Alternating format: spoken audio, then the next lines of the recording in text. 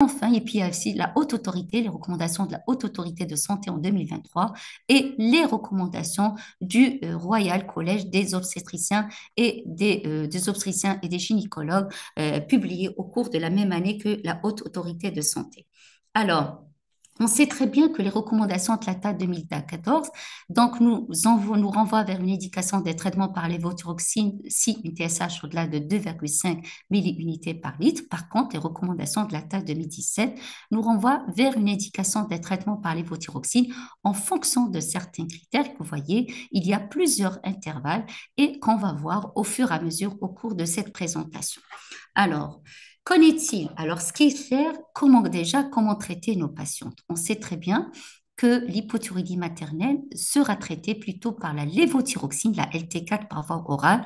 La T3 ne doit être en aucun cas utilisée pendant la grossesse puisque la T3 ne passe pas la barrière transplacentaire.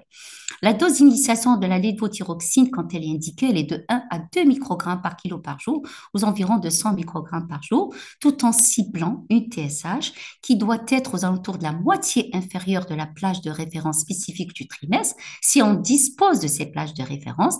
Sinon, on sera obligé de se contenter d'une TSH inférieure à 2,5 milliunités par litre. Alors, comment traiter nos patients? Alors, quand il s'agit d'une femme qui était déjà connue hypothyroïdienne, et c'est des femmes que vous allez recevoir, peut-être que nous, on reçoit généralement en consultation d'endocrinologie, en avis, il est clair que la grossesse, vraiment, est associée à une augmentation des besoins en lévothyroxine, généralement chez un tiers des femmes recevant une supplémentation en hormones thyroïdiennes. Alors, comment augmenter la dose? On ne sait pas si c'est une hypothyroïdie liée à une thyroïdite chronique ou c'est une hypothyroïdie liée à un cancer thyroïdien, un goitre opéré avec cancer thyroïdien dont le diagnostic a été posé en post-opératoire. Eh bien, dans ce cas, deux cas de figure. C'est qu'il est clair, c'est qu'on va augmenter de 20 à 30%, de 20 à 50%. Quand il s'agit d'une thyroïdite chronique, il faut y aller sur 20 à 30%. Et quand il s'agit d'un cancer thyroïdien, il faut augmenter de 50%. Alors, l'augmentation précoce, il faut qu'il y ait une augmentation précoce pour pallier une hypothyroïdie au cours du premier trimestre, car un traitement précoce par la lévothyroxine réduit complètement les complications maternelles et les complications fœtales. Et on pourra le faire dès le diagnostic de la grossesse ou dès 4 à 6 semaines de gestation. Alors, ce qu'on pourra recommander, c'est peut-être prescrire ou donner une ordonnance avec une dose majorée pour les patientes présentant une hypothyroïdie avec désir de grossesse. Et on va vraiment leur conseiller quand il s'agit de patients sous une dose de moins de 100 microgrammes par jour, d'augmenter de 25. Et quand il s'agit d'une dose au-delà de 100 microgrammes, il faudra augmenter de 50 microgrammes par jour, sans oublier vraiment de faire attention aux interférences avec les médicaments qui sont le plus fréquemment prescrits au cours de la grossesse, à savoir le fer oral et les IPP. Et donc, on conseille les patients de les prendre 3 heures après la prise de lévothyroxine pour ne pas réduire l'absorption de la LT4.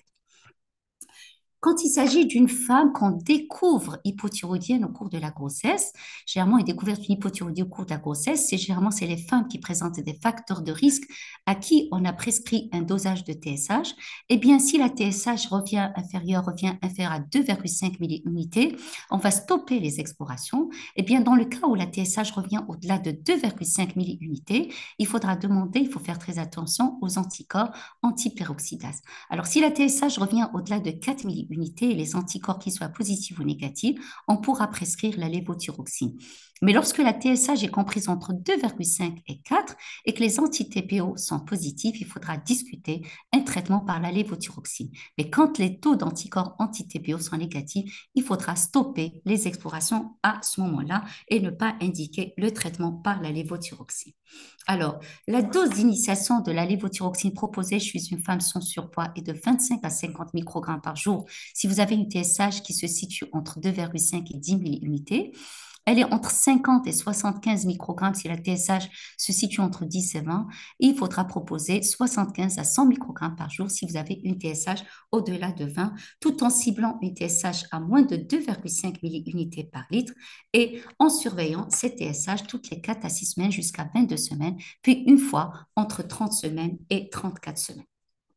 Alors, qu'en est-il pour les cas d'hypothyroxinémie? Je vous rappelle que cette FT4 qu'on voit basse au cours de la grossesse peut porter à confusion. Je vous rappelle qu'il y a beaucoup de difficultés pour le dosage de la FT4 à cause de cette augmentation de la TBG avec diminution de l'albumine. Et vous voyez qu'il y a eu des essais qui ont tenté de traiter les femmes présentant une hypothyroxinémie, ce que je vous rapporte dans cette étude de Kazé qui a été publiée en 2017, qui avait comparé 250 femmes qui présentait une hypothyroxinémie qu'on a mis sous traitement par la lévothyroxine versus le même nombre de patientes qui ont été mises sous placebo. Alors, qu'est-ce qu'il y a eu comme résultat? Sur les issues de grossesse et les événements indésirables, il n'y avait pas de différence.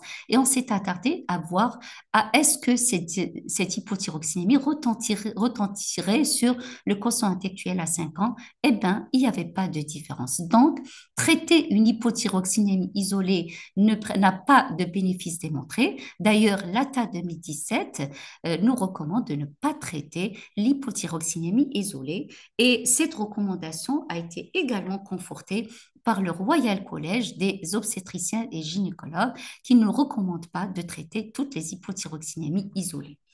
Alors, si on a des femmes qui viennent avec un risque d'hypothyroïdie, c'est-à-dire c'est des femmes qui ont reçu l'irathérapie avec un risque d'hypothyroïdie, ou c'est des femmes qui avaient des anticorps anti-TPO positifs ou qui ont été opérées sur la thyroïde et qui avaient subi une hémithyroïdectomie avec un moignon qui risque vraiment de ne plus fonctionner dans l'avenir, dans ce cadre-là, si la TSH revient à moins de 2,5, il faudra contrôler la TSH une fois par mois jusqu'à mi-grossesse et une fois entre la 26e et la 32e semaine afin de guetter généralement une éclosion d'une hyponotontique hypothyroïdie au cours de la grossesse et de la traiter d'une manière précoce.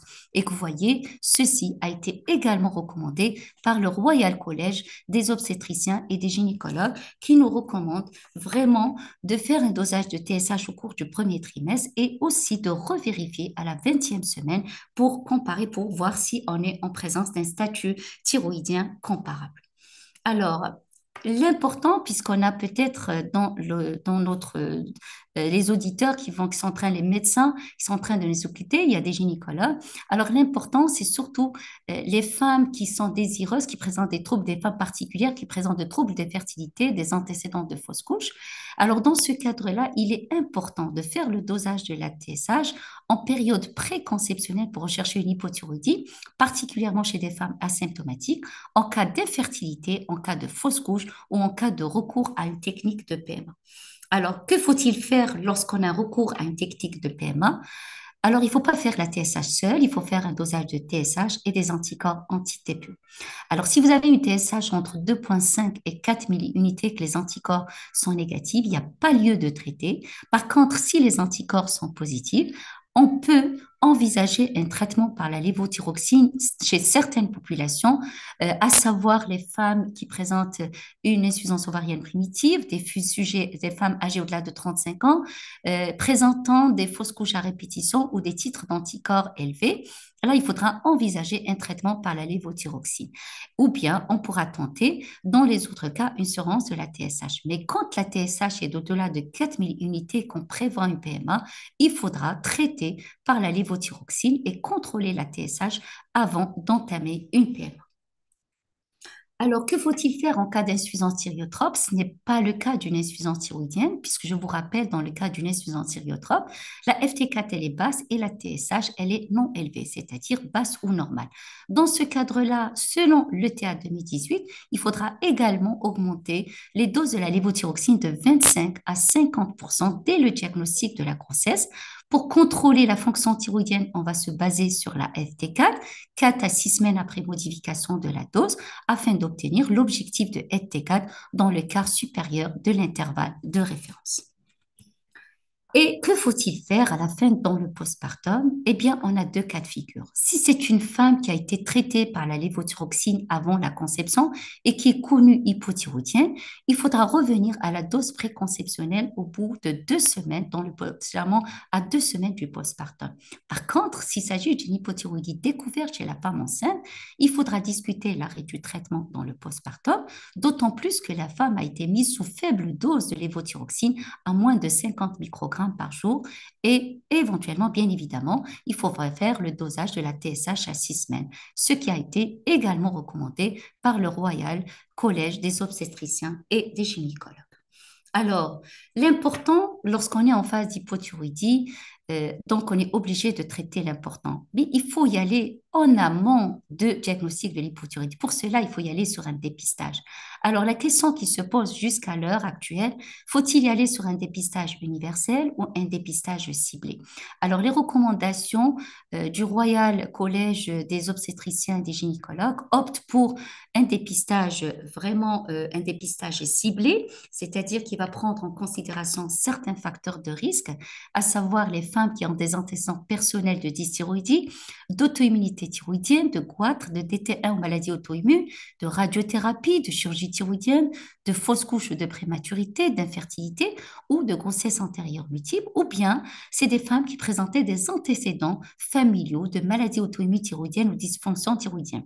C'est des femmes qui seraient, à l'époque, on nous disait au-delà de 30 ans, actuellement, ils nous recommandent un âge au-delà de 35 ans, présentant une obésité grade 3, c'est-à-dire un BMI au-delà de 40, ou résidant en zone de carence iodée modérée à sévère, ou des femmes qui étaient mises sous traitement qui influencent la fonction thyroïdienne, telle que le lithium, la cordarone ou le produit à contraste iodé. Alors, ce dépistage devrait se faire en préconceptionnel ou dès le diagnostic de la grossesse.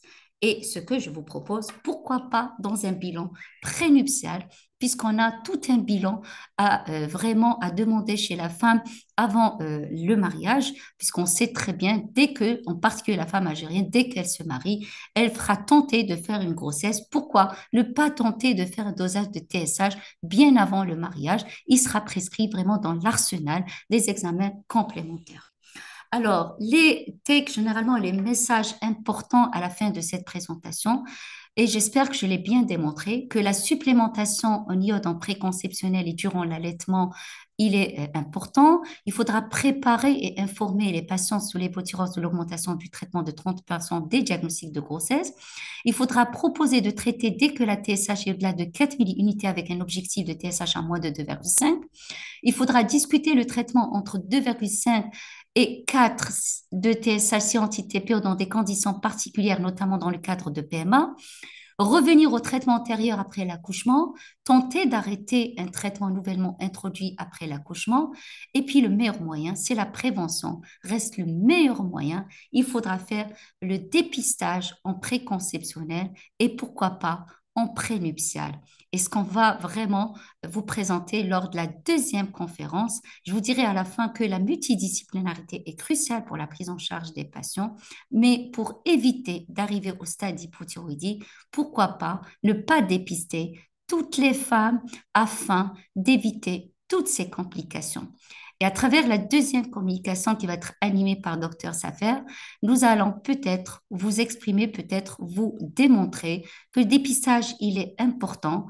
Vraiment, il va être illustré par notre expérience du CHU Bnei Messous. À vous la parole, Dr Safer.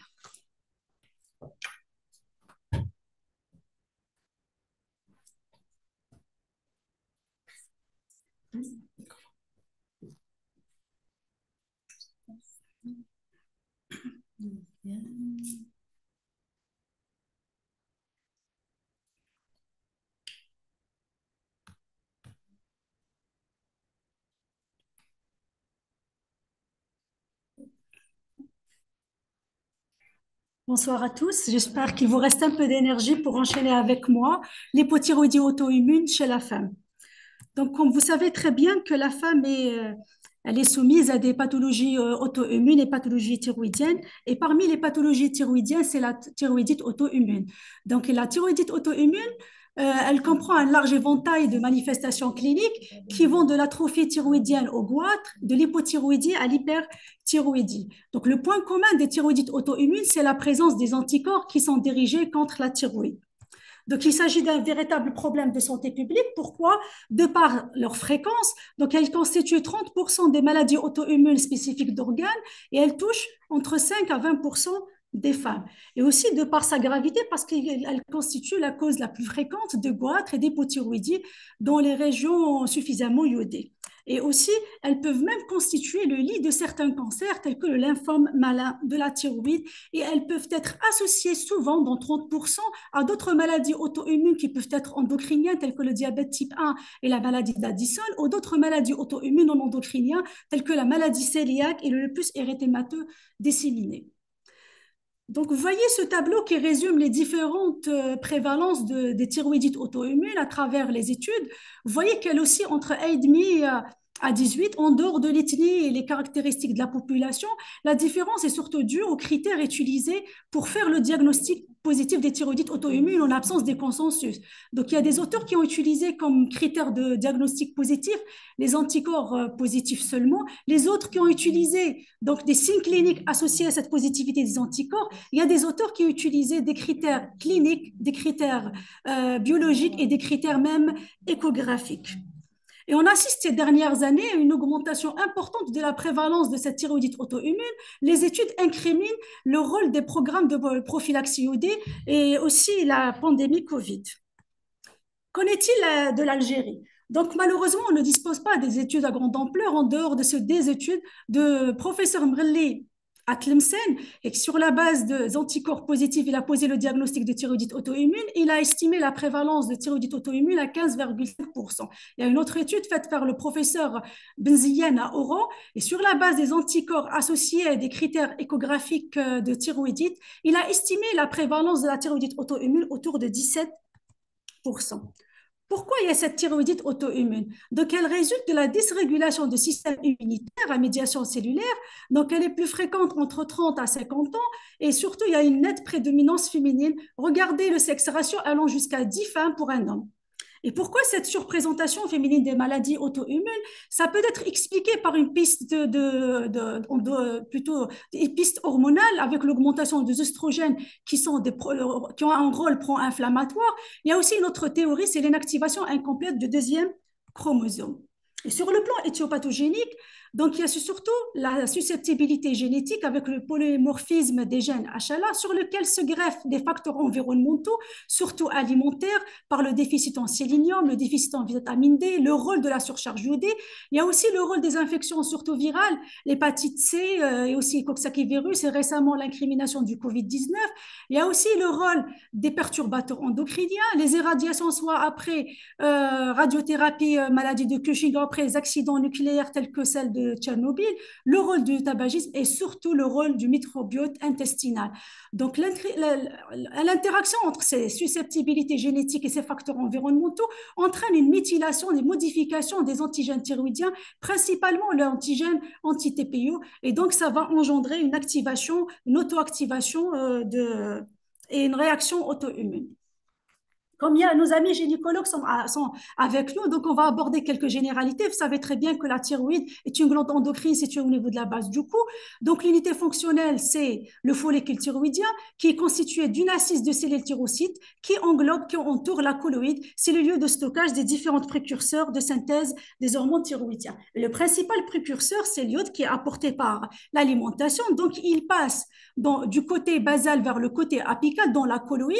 Vous voyez à côté cette thyroglobuline qui est un polypeptide synthétisé par l'appareil de Golgi. Aussi, il va être stocké au niveau de la colloïde. Et là, vous voyez cette thyroperoxydase qui va être la cible d'une réaction auto-immune. Elle va entraîner une organification de l'iode et donc la synthèse des hormones thyroïdiennes qui vont être libérées dans la circulation sanguine. Et tout ça sous le contrôle de la TSH. Donc, je vais aborder rapidement la classification des thyroïdites auto-immunes. Donc, il y a la thyroïdite focale, où elle est localisée une région, un foyer bien précis de la thyroïde. Elle est généralement sans conséquences fonctionnelles. Il y a la thyroïdite lymphocytaire chronique, elle est de deux types, atrophique, anciennement appelée le myxœdème primitif. Et il y a la thyroïdite lymphocytaire d'Hashimoto, qui est la cause la plus fréquente de l'hypothyroïdie après celle de la carence iodée. Alors, il y a aussi la thyroïdite du postpartum qui survient dans l'année qui suit, soit un avortement, un accouchement. Et en général, il y a une petite période de thyrotoxicose qui est transitoire et puis le passage vers l'hypothyroïdie. Il y a aussi la thyroïdite silencieuse qui est rare et elle passe inaperçue. Et enfin, il y a la maladie de Basedow qui est responsable d'une hyperthyroïdie. Elle est due à la présence des antirécepteurs de la TSH stimulant. Donc, ce schéma, il résume la physiopathologie de la maladie d'Hashimoto. Tout commence par un antigène qui est immunogène, c'est la thyropyroxydase, cet enzyme dont je viens de vous montrer. Donc, il sera présenté aux cellules lymphocytaires. Il y aura une activation des lymphocytes B qui vont produire les anticorps anti-thyropyroxydase. D'autre côté, il y aura une activation des cellules CD8 cytotoxiques. Donc, à la fin, on aura une destruction in situ des lymphocytes et puis on aura l'hypothyroïdie. Donc, sur le plan histologique, donc on aura une infiltration lymphocytaire du parenchyme thyroïdien qui se traduit sur le plan échographique. Vous voyez à droite un aspect hypoïcogène diffus, hétérogène, avec un aspect pseudonodulaire. C'est ça l'infiltration lymphocytaire. Là, à gauche, vous voyez l'aspect de thyroïde normal. Vous voyez ce gradient glandulo-musculaire donc qui disparaît en cas de thyroïdite auto-immune. Là, pour faire le diagnostic d'une dysthyroïdie, on va demander une TSH qui est le paramètre à demander en première intention, qui est très sensible et très spécifique. On va demander l'FT4 seulement pour évaluer la profondeur de cette atteinte fonctionnelle périphérique. On va aborder les anticorps qui sont responsables de cette thyroïdite auto-immune. On commence par les anti-thyroperoxydase, les anti-TPO, ce sont de type E et G. Donc, ils exercent un effet, comme je vous ai dit, cytotoxique. C'est eux qui sont responsables de cette destruction des lymphocytes, des cellules thyrocytes. Et en cas de positivité, lorsqu'il y a une hypothyroïdie infraclinique, plus le taux est élevé, plus le risque d'évoluer vers une thyroïdite avéré et important. Aussi, lorsqu'ils sont présents au début de la grossesse, donc ça annonce un risque élevé allant jusqu'à 50% d'une thyroïdite du postpartum. Donc, ce sont des marqueurs biologiques les plus sensibles de la thyroïdite auto-immune. Voyez leur sensibilité. Donc, ils sont positifs dans plus de 90% de thyroïdite d'Hashimoto. Et aussi, ils sont spécifiques, quoique ça existe dans environ 12% de la population générale, des anti-TPO positifs en dehors de toute atteinte thyroïdienne. Et leur titre est corrélé à l'infiltration lymphocytaire en cas de thyroïdite auto-immune. Passons maintenant au deuxième anticorps qui est responsable de la thyroïdite auto-immune, c'est les anticorps antithyroglobulines, donc ils n'ont pas d'effet pathogène sur la thyroïde, donc il n'y a pas d'effet cytotoxique, c'est plus des marqueurs, et leur valeur diagnostique, elle est beaucoup, beaucoup moindre par rapport aux anti-TPO. Donc là, regardez leur sensibilité. Donc en cas de thyroïdite auto-immune, ils ne sont présents que dans 25 à 50%. Et pour leur spécificité, elle est encore plus faible parce que là, vous voyez, ce sont considérés comme des anticorps naturels dont le rôle physiologique n'est pas encore connu. Là, on va aborder l'impact de l'auto-immunité antithyroïdienne sur la grossesse. Ce papier est très intéressant et qui est récent par Monsieur Corrévar. Là, vous voyez par Corrévar. Donc, vous voyez 75% des femmes qui ont des anti-TPO positifs et qui sont en euthyroïdie, donc ils ont un risque élevé d'avortement et d'accouchement prématuré. Et aussi par cette étude chinoise, vous voyez les femmes qui ont des anti-TPO, des anti-TG positifs, même si quand elles sont en euthyroïdie, ils ont un sur-risque d'avoir une HTA gravidique, un diabète gestationnel, des hypothyroïdies et même des risques de souffrance fœtale et souffrance néonatale. Maintenant, on va aborder l'impact de l'auto-immunité antithyroïdienne sur la fonction thyroïdienne pendant la grossesse. Donc là, vous voyez, comme elle vous a dit tout à l'heure, professeur Achir, qu'au cours de la grossesse, donc la thyroïde, elle est soumise à une stimulation, une surstimulation, surtout par la CG pour augmenter ses besoins. Vous voyez à gauche, quand il n'y a pas des anticorps, donc la thyroïde, elle augmente ses stimulations, elle augmente plutôt ses synthèses d'hormones thyroïdiens. Par contre, à droite, vous voyez avec cette courbe, donc elle ne pourra pas augmenter ses besoins et ses capacités de synthèse qui va se manifester par une hypothyroïdie. Il y a des facteurs de risque de développer l'hypothyroïdie qui peuvent être surajoutés à cette thyroïdite auto-immune. C'est surtout l'âge avancé, le BMI qui est augmenté et plus qu'on avance de la grossesse, plus le risque de développer une hypothyroïdie important et surtout si c'est des grossesses rapprochées. Pour cela, l'American Thyroid Association en 2017 recommande, comme elle vous a dit, professeur Achir, chez les femmes qui ont des anti-TPO, des anti-TG positifs, même si elles étaient euthyroïdiennes, de monitorer, de surveiller leur TSH au début de la grossesse et renouveler la surveillance chaque 4 semaines de grossesse jusqu'à la 20e semaine et puis refaire à la 30e semaine d'améliorer parce qu'elles ont un sur-risque de développer une hypothyroïdie au cours de la grossesse. Alors maintenant, c'est quoi le rôle de l'auto-immunité antithyroïdienne chez la femme en âge de procréer? Vous voyez ce papier très intéressant qui englobe plus de 50 femmes. Donc, le résultat de cette étude, c'est quoi? C'est la positivité des anticorps anti-TPO. Elle est fréquente chez la femme en âge de procréer. Elle prédispose au dysfonctionnement thyroïdien. Donc, plus la femme elle a des anti-TPO positifs, elle a un surrisque, comme on vient de voir, de développer l'hypothyroïdie avant la conception et pendant la grossesse qui peut dépasser 7%. Et surtout, elle a mis en évidence l'intérêt de faire un dépistage afin de commencer le traitement à temps et éviter toutes les complications. Donc là, vous voyez l'intérêt de dépistage de l'hypothyroïdie auto-immune chez la femme, ce qui nous a emmené à mener ce travail qui était fait au CHU Beni Messous. Donc, ça a été commencé par une campagne de sensibilisation et de dépistage de maladies thyroïdiennes chez la femme. Vous voyez quelques photos. Donc, c'est une campagne qui a été faite au niveau de CHU Beni Messous en collaboration entre notre service d'endocrinologie et le service d'immunologie. Et comme cette campagne a eu de l'impact, donc on a eu l'afflux des hommes. Donc, on a élargi notre travail à la population adulte. Donc, l'objectif principal, c'est de déterminer la fréquence des hypothyroïdies auto-immunes chez la femme et comme objectif secondaire, c'est de déterminer la fréquence des dysthyroïdies dépistées chez l'adulte et surtout définir les facteurs de risque associés de l'hypothyroïdie auto-immune. Donc, il s'agit d'une étude transversale, descriptive, prospective entre mars 2024 et septembre 2024. Comme je vous ai dit, ça a été réalisé au sein de CHU Beni Messous. Et comme critère d'inclusion, c'est tous les adultes qui n'ont pas de problème thyroïdien connu. L'objectif principal, c'est de dépister une pathologie thyroïdienne qui n'est pas connue. Donc, on a exclu les femmes enceintes et bien évidemment, comme je vous ai dit, c'est un dépistage. On a exclu les sujets qui présentent une pathologie thyroïdienne connue ou qui prend un traitement hormonal thyroïdien, peut-être pour un traitement freinateur d'un nodule thyroïdien ou autre, ou qui prennent aussi des médicaments antithyroïdiens. Donc, on a collecté les données grâce à ce questionnaire que vous voyez à votre droite. Et tous les sujets éligibles à l'étude ont bénéficié d'un bilan thyroïdien en cascade. Ceci dit, on a demandé une TSH en premier temps, et si la TSH elle était élevée, donc on a contrôlé cette TSH, on a complété par l'FT4, les anti-TPO, les anti-TG, et ça a été dosé par la méthode chimiluminescence.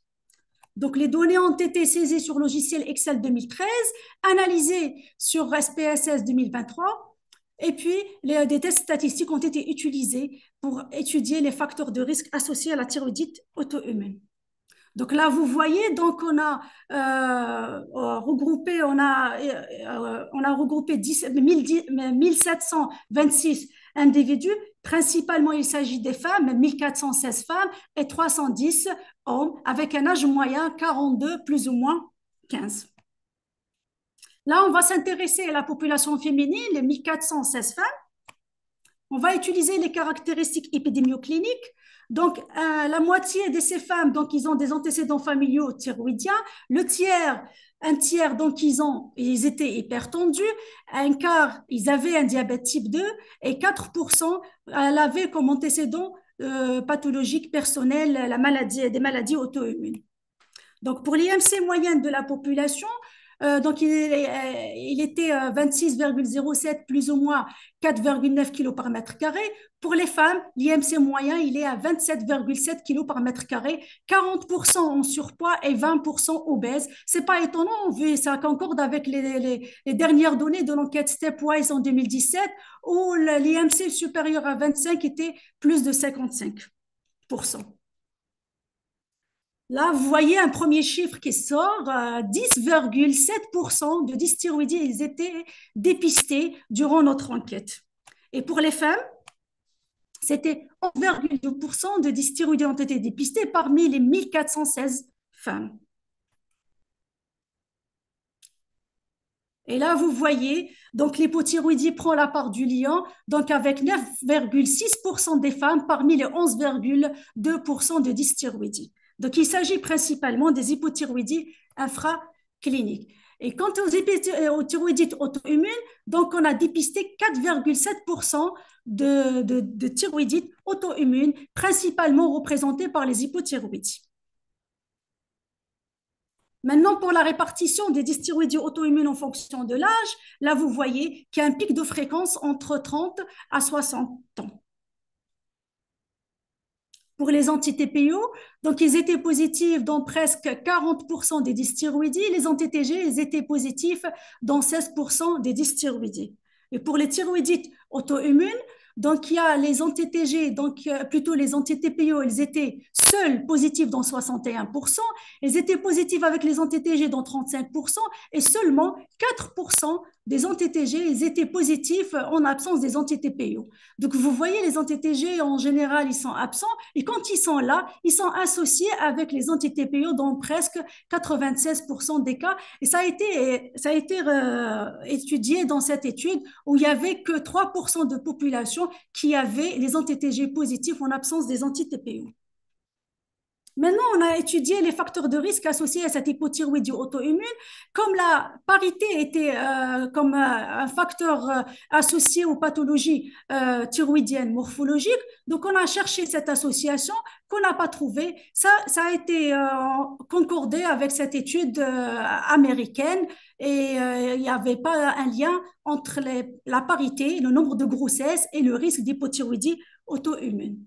On a aussi étudié l'existence de pathologies auto-immunes, l'existence d'antécédents pathologiques plutôt familiales, personnels de pathologies auto-humains avec l'hypothyroïdie. Eh ben, on a trouvé un fort lien avec un P significatif et ça a été étudié dans multiples études où il y avait un risque élevé chez un patient qui présente des pathologies auto-immunes de développer une hypothyroïdie auto-immune. On a étudié aussi le lien entre l'hypothyroïdie et le diabète type 2 et on a trouvé une association avec un P significatif. Aussi, avec l'IMC, quand il dépasse les 25 kg par mètre carré, on a trouvé une association avec un P significatif. Et ça a été étudié dans cette grande cohorte chinoise. Où vous voyez la courbe à droite, c'était une relation linéaire exponentielle. Plus le poids augmente, plus le risque de développer une hypothyroïdie augmente. Probablement, il y a le rôle de stress oxydatif. Il y a probablement aussi le rôle de la leptine qui stimule peut-être la TRH, qui va stimuler la TSH. En conclusion, donc notre étude, elle met en lumière une fréquence notable des hypothyroïdies auto-immunes dépistées, j'ai bien dit, ça veut dire non connues chez la femme. Le diagnostic de la thyroïdite auto-immune, il repose sur la présence surtout des anticorps anti-TPO, pas les anti-TG. Les anti-TG sont utilisés en second temps. Par contre, j'insiste, il est inutile de surveiller le taux des anti-TG, des anti-TPO au cours de l'évolution. Ce sont des marqueurs d'auto-immunité. Des facteurs associés ont été identifiés à cette thyroïdite auto-immune, tels que le sexe féminin, le surpoids, l'existence des antécédents personnels tels que le diabète type 2 et les maladies auto-immunes. Vous voyez l'intérêt de dépistage de l'hypothyroïdie chez la femme, hypothyroïdie surtout d'origine auto-immune chez la femme en âge de procréer, qui est crucial en raison de son impact significatif sur la santé reproductive, sur le risque d'avortement et sur les complications obstétricales qu'on vient de le voir. Et je vous remercie.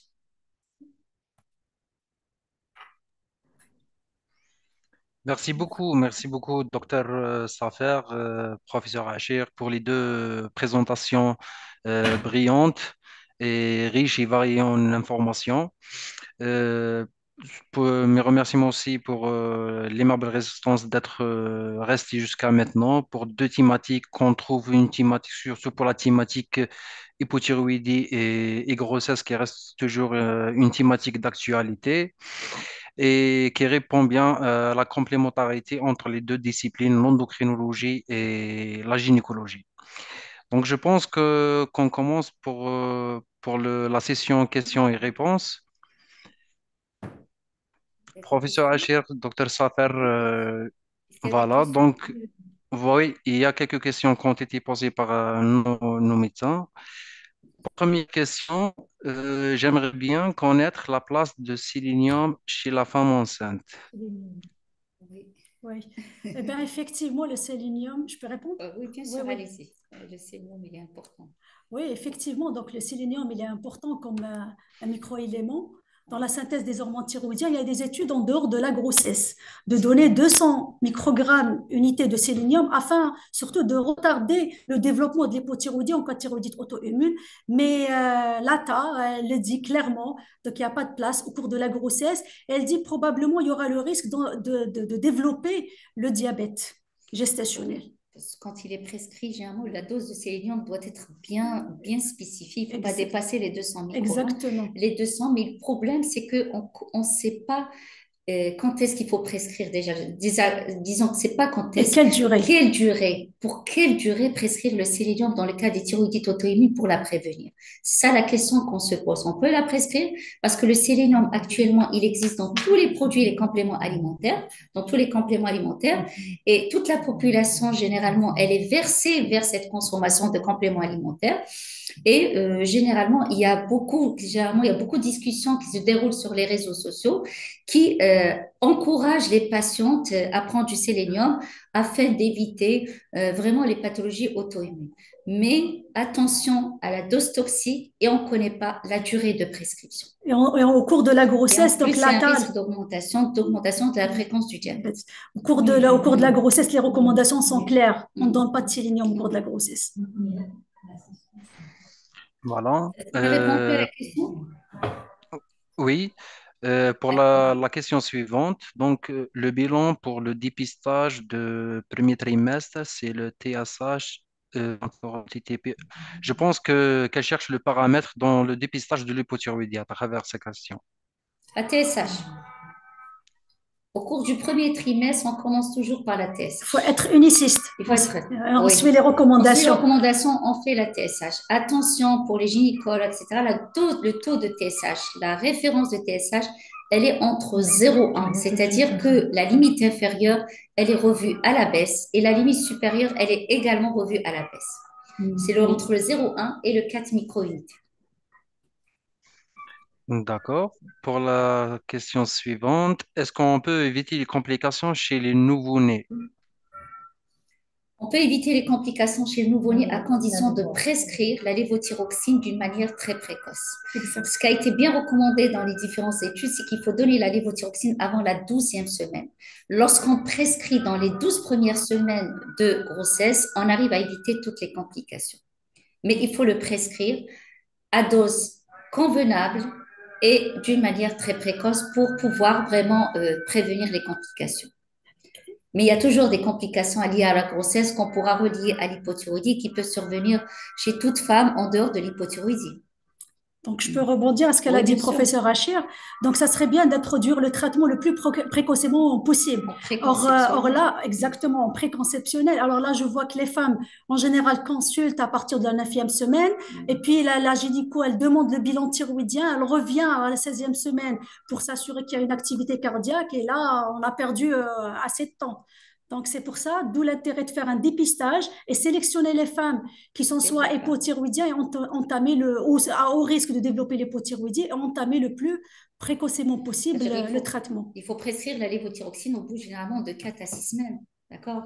Parce qu'il y a vraiment les hormones thyroïdiennes, ils ont un impact important sur le développement vraiment du Neurocognitif. système nerveux et jusqu'à l'âge de 3 ans. C'est-à-dire qu'ils ont un effet positif au niveau donc chez la femme in utero et puis il y a également l'effet des hormones thyroïdiennes généralement dans les premières années de vie jusqu'à l'âge de 3 ans. Les hormones thyroïdiennes interviennent dans le développement neuronal.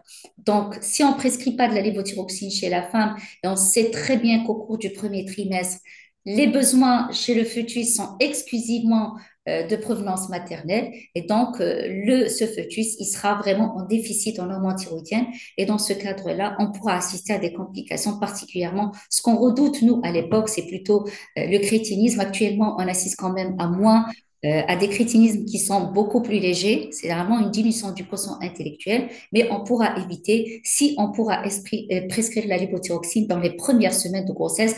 Mais ce qui est préférable, il faut le prescrire bien avant la grossesse. OK? Hmm. Oui. Voilà. Bien Merci avant la beaucoup, grossesse. professeur. Voilà. Merci beaucoup, professeur Achir.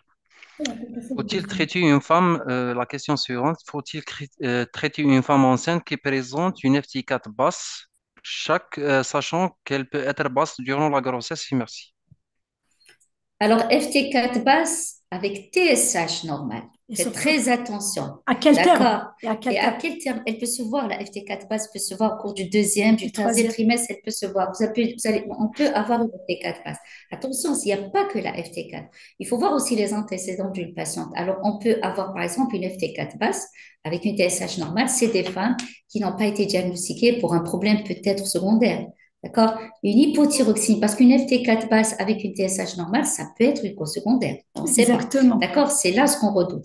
Mais l'ATA 2017 et puis même le Royal des collèges, vraiment nous recommande de ne pas traiter les femmes qui présentent une hypothyroxinémie parce qu'il n'y a pas d'impact lorsqu'on a une FT4 basse avec une TSH normale sur les issues néonatales ou sur vraiment les issues néonatales ou généralement le quotient intellectuel chez les enfants âgés de 5 ans.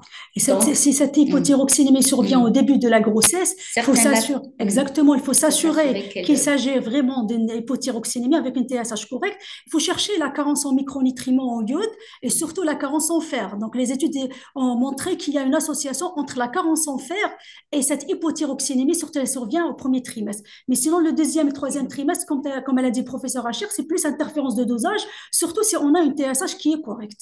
Et l'ATA 2014, à l'époque, elle nous recommandait de substituer les femmes qui présentent une FT4 isolée, une hypothyroxinémie au cours du premier trimestre. Exactement. C'était l'ATA 2014. Mais par contre, la 2017 et les recommandations 2023, l'hypothyroxinémie ne doit pas être vraiment substituée jusqu'à preuve du contraire.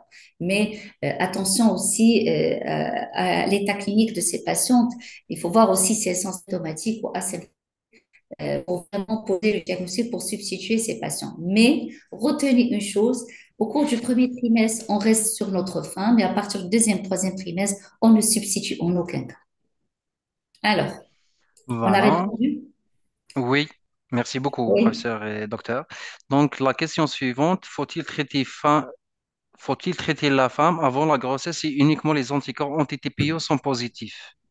Pas du tout. Question. Les recommandations, on ne traite pas les femmes qui ont des anticorps anti-TPO positifs. Par contre, il faut les surveiller. Il faut les surveiller de près, par contre. Il faut les surveiller d'une manière mensuelle parce qu'elles risquent de basculer facilement vers l'hypothyroïdie, puisqu'elle l'a bien démontré et on l'a bien dit que le taux de TSH dépend du taux des anticorps. Si on est anti-TPO positif, on a plus de malchance, en quelque sorte, de basculer vers l'hypothyroïdie dans des délais beaucoup plus brefs que lorsqu'on n'est pas anti-TPO positif.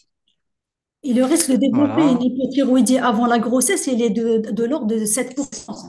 Donc là, il faut faire attention. Donc, si les femmes ont des anti-TPO positifs, il faut surveiller des recommandations chaque 3 à 6 mois, la TSH. Dès qu'elle commence à s'élever, là, à ce moment-là, il faut traiter. Il faut traiter l'hypothyroïdie, mais pas les anticorps positifs.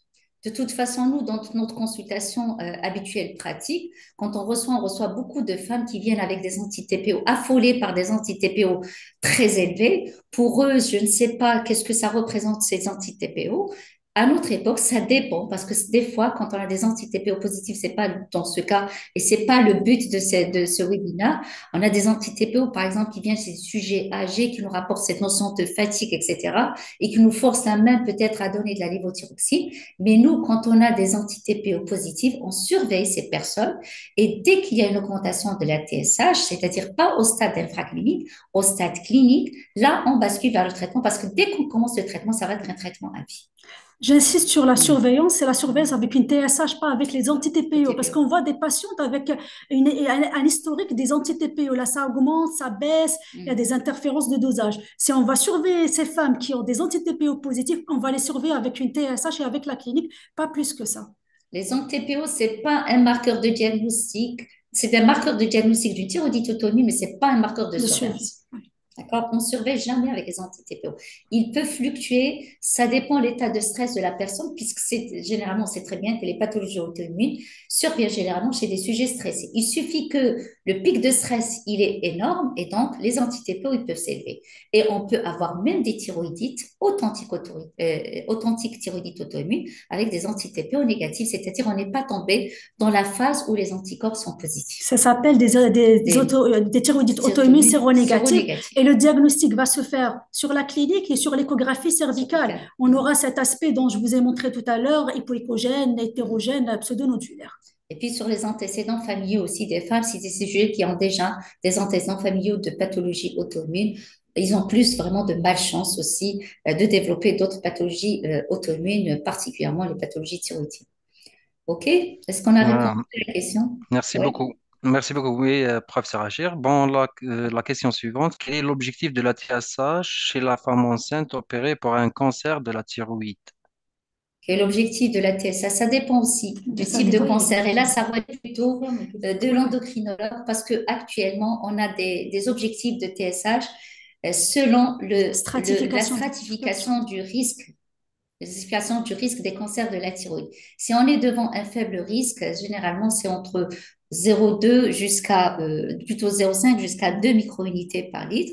Et puis, si on a vraiment un risque modéré ou risque élevé, la TSH, elle devrait être beaucoup plus freinée. C'est à cause de ça que vous voyez que l'augmentation de la dose n'est pas la même quand on est hypothyroïdien suite à un cancer de la thyroïde ou quand on est hypothyroïdien suite à une thyroïdite auto-immune. La dose, elle va être beaucoup plus importante pour assurer la freinabilité. Et actuellement, ça, tout dépend de la stratification du risque, généralement qui sera à la charge de l'endocrinologue, pas le gynécologue. C'est là, c'est ça qui fait qu'on devrait avoir une collaboration entre les gynécos et les endocrinologues. Oui, D'accord. Donc, la question suivante, en fait, c'est une série de questions à travers d'un Je sais médecin. qu'on est en Donc, train de les voir, les questions, on est en hein. train de voir, oui. Oui, oui. oui, ah, d'accord. Voilà. Donc, la troisième question, Voilà, c'est la valeur diagnostique des anti-TG. Les C'est valeurs quoi? diagnostiques des anti-TG, c'est selon les valeurs fournies par le laboratoire. Il faut que ça soit 2 fois la normale pour dire que les anti-TG sont positifs. Des valeurs qui sont fournies selon l'automate et selon la méthode de dosage. Il faut dire aussi que les anti-TG, ce n'est pas les anticorps qu'on demande en première intention. On demande les anticorps anti-TPO en première intention. Elle a bien démontré que c'est les anti-TPO qui sont positifs et qui reflètent l'auto-immunité de la thyroïde.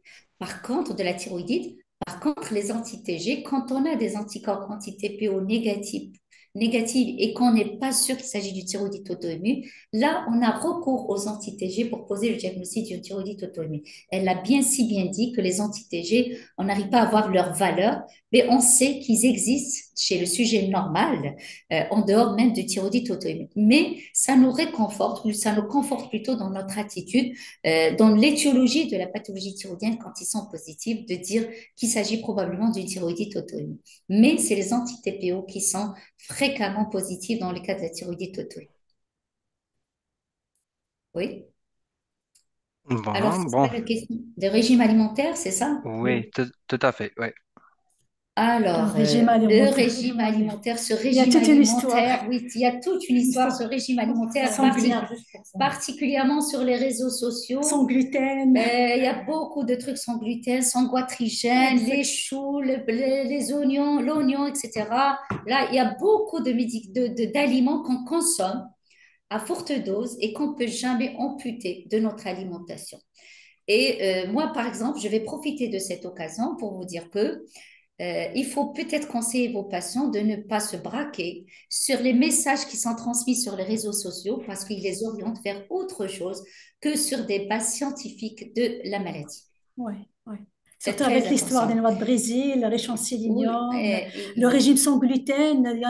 Il y a une communication récente sur le TA. Il parle sur l'intérêt du régime sans gluten en cas d'hypothyroïdie d'origine auto-immune et disent qu'il n'y a pas il y a pas de, comment dirais-je, il n'y a pas d'impact positif. Surtout si peut-être la patiente ou le patient présente les maladie cœliaque. antitransglutinases Maladie positives ou une cœliaque. maladie cœliaque débutante. Mais il n'y a aucun intérêt propre sur la thyroïdite Sur auto-immune. la thyroïdite.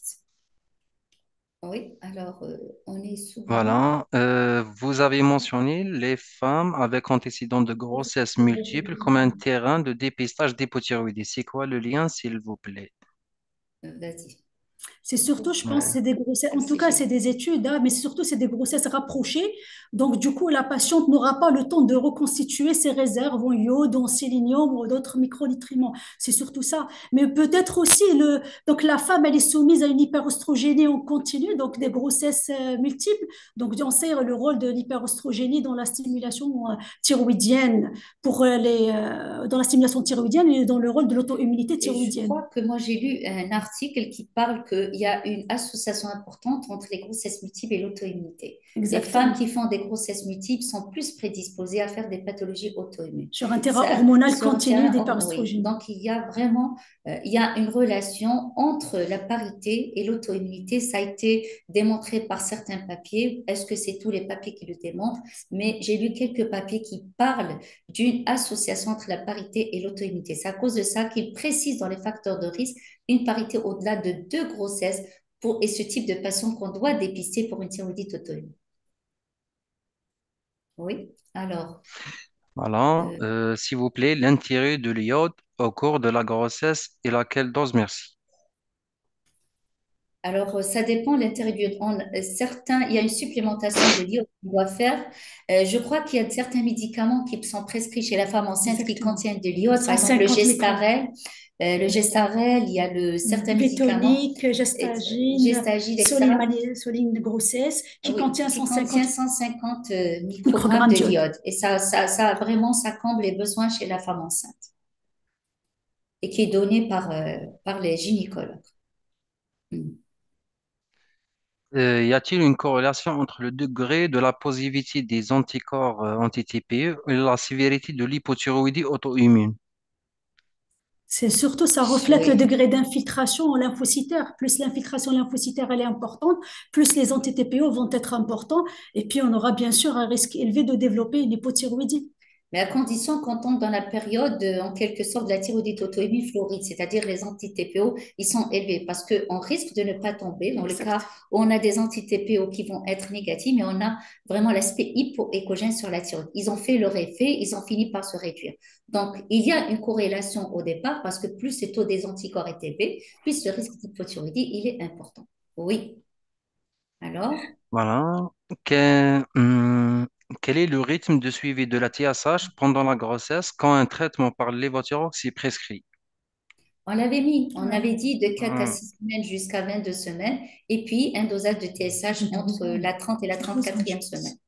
Parce qu'il faut avoir une TSH avant 33e semaine. C'est un taux de TSH dont on a besoin pour l'accouchement pour la patiente.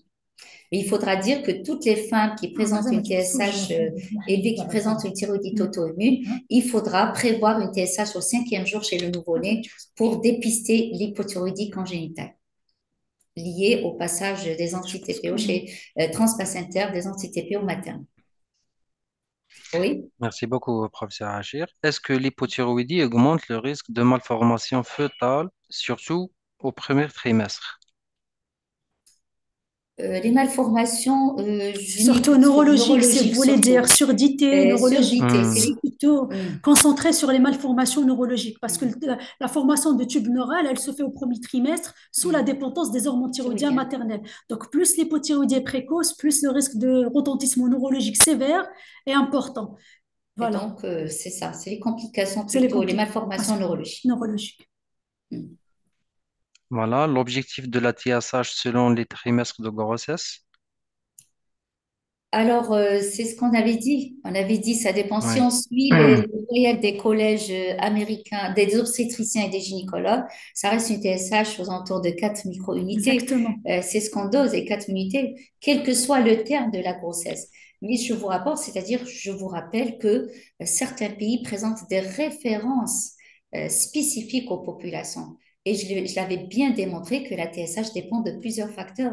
Ça dépend de la carence de la périodée, ça dépend du De terme, l'ethnie. ça dépend de l'ethnie. Vous avez vu, une population américaine n'est pas la même qu'une population japonaise, une population chinoise, une population australienne. Mais nous, à défaut de cela, on est obligé de se contenter de ce taux qui a été vraiment recommandé par l'ATA 2017 et le Royal College des obstétriciens et des gynécologues en 2023. Merci beaucoup, professeur Achir. Faut-il doser systématiquement la TSH chez le nouveau-né d'une mère hypothyroïdienne? Oui, je l'ai dit, oui, une mère, tu réponds? Ouais. Oui, oui, oui, Oui, bien bien sûr, sûr, d'autant plus qu'on n'a pas le dépistage systématique de l'hypothyroïdie congénitale. Ailleurs, elle se fait systématiquement systématiquement. Sur papier sur un buvard. papier buvard, une petite piqûre au niveau du talon du bébé, et on aura la TSH. Donc, ça fait partie normalement des maladies qu'on dépiste systématiquement. Alors, encore plus, si la maman présente une hypothyroïdie. Il est obligatoire de faire un dosage de TSH chez le nouveau-né né de mère hypothyroïdienne particulièrement en cas de thyroïdite auto-immune, puisqu'il y a passage Mhm. transplacentaire des anticorps. Donc, il faut faire dépister l'hypothyroïdie chez le nouveau-né. Oui? Merci. Si la TSH est normale et les FT4 sont normales, mais les anticorps anti-TPO FT4 positifs. base. Base. Avec ET4 base. TPO positif, faut-il traiter? TSH normal dans Non, je quel vois, c'est sujet? normal. Hmm. Hein? TSH normal chez qui? Chez la Normal, femme enceinte? Chez le sujet normal? Chez le sujet... n'a pas précisé justement. Là, c'est précisé, Euh, bien sûr. Il a précisé Elle la a femme mis, enceinte. C'est un cas particulier, la femme oui, enceinte. justement, c'est ça. On dit D'accord? c'est Alors, anonyme une TSH normale, une Ouais. FT4 bas, c'est des anti-TPO positifs. C'est un sujet en dehors de la grossesse. Ça peut porter à autre chose. Ça peut orienter vers un autre diagnostic, c'est vrai. Ça peut nous Hmm. orienter vers Une atteinte centrale. une apnée centrale d'une part ou une hypothyroïdie infraclinique. Une hypothyroïdie, là, c'est une hypothyroïdie centrale plutôt, en rapport avec une hypophysite auto-immune, puisqu'on a les anticorps anti-TPO positifs. Mais Si c'est au cours de la la grossesse, eh ben, il faut grossesse, refaire et il faut s'assurer. refaire. Et là, on est devant une hypothyroxidémie avec Mm. anti-TPO. On va surveiller. Et peut-être, comme je vous ai dit, il faut chercher les carences iodées ou carences martiales associées. Mm. Pour traiter ou ne pas traiter Voilà. la maladie, Ouais. professeur Achir, c'est le cut-off de la TSH, Mm. pas la FT4 et C'est pas pas les FT4. anti-TPO du tout. On Donc, se met d'accord en dose ATSH au cours de la grossesse. pour décider D'accord? de traiter ou non, c'est Ouais. la TSH. C'est la TSA. Si la TSH, elle est au-delà du terme, ou au-delà de 10 millilitres, là, on pourra compléter la FT4. Si le TSH est fait, il faut y aller vers une hypothyroïdie et traiter la patiente. La FT4, elle reviendra obligatoirement en base quand la TSH est au-delà de 10. Quand vous voyez Mm. un bilan comme ça qui est un peu discordant, il ne faut pas hésiter à refaire le dosage parce que là, c'est des dosages automatisés. Est-ce réellement, il n'y a pas d'erreur parce que là, c'est pas attendu à avoir un TSH normal avec une FT4 qui est basse en dehors de la tête centrale qui est vraiment exceptionnellement, qui est rare. Donc, c'est pour ça, n'hésitez pas à refaire et s'assurer de ce bilan. Il faut toujours vérifier la TSH. D'accord? Avant de plonger sur la thérapeutique. Voilà, merci. Donc, on a une question de la part d'un gynécologue. Si une femme connue hypothyroïdie présente une TSH élevée à 8 et qu'on augmente les doses de levothyrox graduellement pour éviter au cible, mais cette femme est proche du terme avec d'autres pathologies, HTA et diabète, faut-il accélérer le rythme de contrôle de la TSH et rajustement thérapeutique pour éviter les complications gravidiques? Alors, cette femme qui est diabétique hypertendue, elle va avoir des complications énormes sur le fœtus si elle n'est pas bien contrôlée sur l'hypertension, sur le diabète. Si elle est diabétique, elle pourra avoir toutes les complications et les Exactement. malformations chez le nouveau-né en dehors de l'hypothyroïdie. Si elle est hypertendue, il y a un risque pour la mère avec le risque de préclampsie et d'éclampsie également, risque de souffrance fœtale. C'est-à-dire, si rajouter encore à une Donc, hypothyroïdie, elle je cumule crois, beaucoup de risques. c'est beaucoup de risques. C'est une femme qui est Un petit généralement une arrêt. GHR. Ouais. C'est une grossesse à haut risque. C'est-à-dire que l'hypothyroïdie, il faut y aller de la même manière que les autres parce que le risque, il est beaucoup plus vraiment lié au diabète et à l'hypertension artérielle qu'à l'hypothyroïdie. Ouais. Donc, on va traiter la femme. On n'est pas obligé d'accélérer la procédure de surveillance ou, disons, la procédure d'augmentation de la lévothyroxine. On traitera de la même manière. Mm. Donc, il faut prendre cette patiente d'une manière holistique, Oui, toutes les c'est pas que complications. on va pas se braquer sur la thyroïde parce qu'il y a le diabète qu'il faudra très bien équilibrer et c'est une source de malformation beaucoup plus importante avec un risque important chez la femme. Il y a de l'hypertension artérielle, encore c'est pire, avec le risque vraiment de prééclampsie, de CIVT, également de souffrance fœtale. Et donc, l'hypothyroïdie ne sera qu'un facteur surajouté à toutes ces complications. Exact. Donc, on n'a pas lieu, on va la surveiller et on va la traiter de la même manière. Merci beaucoup, docteur Safer Oui. et professeur Rachid. Y a-t-il un impact de la carence de la vitamine D sur l'incidence de l'hypothyroïdie auto-immune?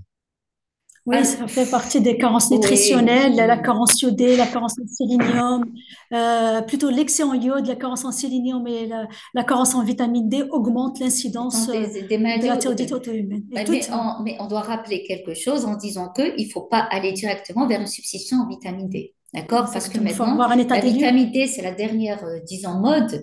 Tous les patients ont accès à la vitamine D. La vitamine D, elle est mise dans toutes les sauces, vraiment thérapeutique. Et donc, il faudra faire très attention. C'est pas quand on prend la vitamine D qu'on va éviter une thyroïdite auto-immune. La vitamine D, on la prendra que dans certaines conditions qui doivent être et sous prescription médicale. Il faut s'assurer Donc, qu'on est s'assurer carencé. qu'on est carencé en vitamine D avant de prendre la vitamine D. Mais la vitamine D est connue pour réduire le risque d'incidence des pathologies auto-immunes, pas obligatoirement la thyroïdite auto-immune. Dans le DT1 a fait ses preuves également. Dans la thyroïdite auto-immune, on l'a incriminé également. Et donc, c'est plutôt vitamine D et pathologie auto-immune. Est-ce qu'on a répondu? Oui, merci Oui. beaucoup. Doit-on, s'il vous plaît, doser la thiazide? Bon, on a répondu à cette question. Est-ce on traite une hypothyroïdie infraclinique chez la femme enceinte? Mhm. Ah, quoi? Est-ce Est-ce qu'on qu'on peut, Est-ce est-ce qu'on est-ce doit qu'on traiter traite, une oui, femme avec est-ce qu'on traite, hypothyroïdie voilà, infraclinique? avec une hypothyroïdie infraclinique? C'est ça. Ça dépend les anticorps anti-TPO. Si les Exactement. anti-TPO positives, oui. Entre 2,5 et 4, oui. On doit traiter parce que vous avez vu quand j'ai montré cette étude qui avait montré que plus la TSH s'élève, plus le risque d'avortement est important. C'est en quelque sorte, s'il se rappelle très bien de cette image en miroir, c'est que l'ACG, lorsqu'elle s'augmente, la TSH baisse. Si vous avez une TSH qui reste toujours élevée, en quelque sorte, l'ACG n'est pas très importante. Et donc, c'est ça ce qui fait qu'il y a un risque d'avortement beaucoup plus important chez les femmes qui présentent une hypothyroïdie qui n'est pas traitée par la lévothyroxine. Oui, et en cas Mm. d'hypothyroïdie infraclinique, donc ça veut dire l'FT4, elle est normale et la C'est TSH, sûr. elle commence à s'élever. Mais quand il y a l'agent pathogène qui sont, les anti-TPO, ils sont là, ça veut Elle dire que ça risque de va passer vers basculer, d'être hypothyroïdie. l'hypothyroïdie avérée. Donc à Mm. ce moment-là, il faut Il traiter. faut traiter. Mm. Alors, Voilà, merci beaucoup, merci docteur beaucoup. Safer et professeur Achir. ce sont des On questions prend sur la notre, médecine. Bonsoir pour je vois, je de vois une autre question. la Schneider hypothentique version Donc, hyperthyroïdien, mais qui bascule bien plusieurs années. on Oui, prend cette question, professeur Achir, thyroïdite auto-immune avec une TSH en euthyroïdie et les anticorps anti-TPO sont positifs.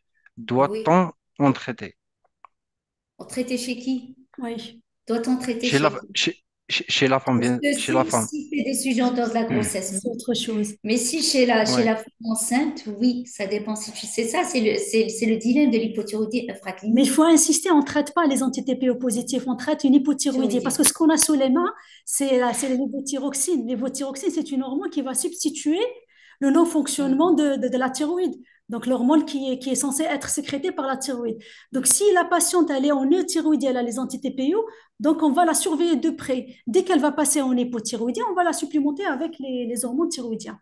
D'accord? Dès qu'on a des anti-TPO positives, on doit surveiller d'une manière stricte ces femmes-là qui sont anti-TPO positives parce qu'ils basculent rapidement vers l'hypothyroïdie. Je vous dirais qu'on peut basculer rapidement. Surtout, on ne peut pas se permettre de basculer rapidement vers l'hypothyroïdie chez la femme enceinte. À la rigueur, en dehors de la grossesse, on peut prendre notre temps, mais chez la femme enceinte, non. On n'a pas le droit de laisser la malade en hypothyroïdie pendant la grossesse. Et les autres armes Mm. thérapeutiques par rapport à l'auto-immunité, telles que l'immunothérapie et les corticoïdes, donc l'ATA sont claires, les recommandations sont claires. Il n'y a pas Bien d'indication sûr. en cas de grossesse, au cours de la grossesse, d'utiliser ces corticoïdes ou ces immunothérapies. Donc c'est la Mm. surveillance. Voilà, Oui. merci beaucoup. Femme qui a fait l'irathérapie et juste après, elle s'est retrouvée enceinte. Est-ce qu'il y a un risque sur sa grossesse? Quand Alors, est-ce qu'elle a fait c'est l'irathérapie? ça. Quand elle, Quel est l'intervalle entre la grossesse et si elle a fait, ça l'irathérapie? fait une année, 2 ans, Non, ben, et quelle est la Ouais, dose de dose. l'iode radioactif qui a été administrée? D'accord? Parce Exact. que si c'est une ouais. irathérapie qui a été administrée pour un cancer de la C'est thyroïde, des fortes doses. c'est tout à fait, c'est des fortes doses. Ça dépend, c'est des faibles doses pour les cancers à faible risque, on donne 30 mg, mais ça reste quand même de fortes doses. Et on sait que l'iode radioactif en lui-même, il a un impact sur la grossesse. Mais selon nos lois algériennes, on ne peut jamais, en quelque sorte, proposer une interruption thérapeutique de grossesse. C'est des malades qu'on laissera évoluer pour la grossesse jusqu'à l'accouchement. Mais chez les femmes qui présentent, alors que la question c'est quoi? Faut-il traiter les femmes qui... c'est bon, j'ai répondu à la question? Oui, oui, oui, justement, Ok. pour une femme qui a subi une irathérapie et qui se C'est des retrouve questions. enceinte après. Voilà. Donc, la prochaine question, faut-il traiter la femme qui désire une grossesse TSH entre 2,5 et 4? et les anticorps anti-TPO sont négatifs. En C'est négatif. un négatif, non. Non, Donc, Non. non, non. Oui, non. justement. Tout quand même, c'est positif. TSH, tout à fait. Donc, Donc, voilà, TSH TSH basse et basse et F4 FT4 basse. basse chez une femme enceinte durant le premier trimestre. Que faire? Assurez-vous que c'est réellement une TSH basse avec une FT4 basse. Parce que là, ça relève d'une étiologie qui est extrêmement rare, c'est l'hypothyroïdie centrale. L'hypothyroïdie centrale, elle est très Elle rare est chez la très femme. rare chez la femme enceinte. Il faut assurez-vous que c'est une réelle TSH basse avec une FT4 qui est basse. Et quand on dit TSH basse, à quel seuil de TSH vous Exact. allez? Parce qu'ils peuvent nous dire une TSH à 0,15 basse, ils vont nous dire TSH à 0,25. Donc, TSH basse et FT4 basse, rarement on a ce profil hormonal chez la femme enceinte. Sauf s'il existait, préexistait à la grossesse. Voilà, c'est très OK? clair. Donc, voilà, y a-t-il un seuil pour les anticorps anti-TPO positifs? C'est la même histoire avec les anti-TG, c'est des Anti-TG. intervalles de référence du laboratoire. Il faut que ça soit, par exemple, les intervalles de référence qui existent actuellement, c'est autour de 35. Mais chez 36, on va dire que c'est une TPO, les anti-TPO sont positifs. Il faut que ça soit au moins deux fois la Deux fois normale la norme. pour dire que c'est des anti-TPO sont positifs. D'accord. Donc, on reçoit le complément de la question précédente. L'intervalle à respecter entre l'irathérapie et la grossesse. Ça dépend. Généralement 6 mois. Exactement. Six Six mois mois. jusqu'à un an, c'était forte Six mois, dose. 6 mois quand il s'agit d'une irathérapie pour hyperthyroïdie. Si on veut être vraiment garantir quand même l'évolution correcte de la grossesse, il faut peut-être prévoir une année après de fortes doses d'iode radioactive. Voilà. Bon, pour la dernière question, bonsoir. La place de corticothérapie dans la thyroïdite d'Hashimoto. Non, la thyroïdite, non. Il n'y a Non, pas il n'y a de pas de place de place. la Il n'y a pas. corticothérapie dans les thyroïdites auto-immunes. Auto-immune. Voilà, donc c'était la dernière question, cher professeur Achir, Bon, docteur Safer. l'enregistrement. Donc, mille Oui, merci. Nechida? Là, il y en a beaucoup qui demandent l'enregistrement. Il sera diffusé sur la plateforme. On communiquera par rapport à ça après la pause. Voilà, tout à fait, tout à fait. Donc, merci beaucoup, professeur Achir, docteur Safer, pour ce moment de partage et pour d'avoir pris le temps de répondre à toutes ces questions-là. Donc, je remercie aussi l'assistance d'être resté jusqu'à maintenant. Donc, ça reflète l'intérêt de la thématique de l'hypothyroïdie chez la femme enceinte et surtout le dépistage pour une pathologie qui reste toujours sous-diagnostiquée. Merci encore une fois, merci Nashida. J'attire l'attention à nos chers médecins pour une enquête de satisfaction que le lien sera posté dans la section de chat. Je vous prie de bien vouloir répondre à cette question. Ça nous aidera énormément à mieux programmer nos événements et choisir les thématiques et vos besoins scientifiques. Cela vous prendra une petite minute.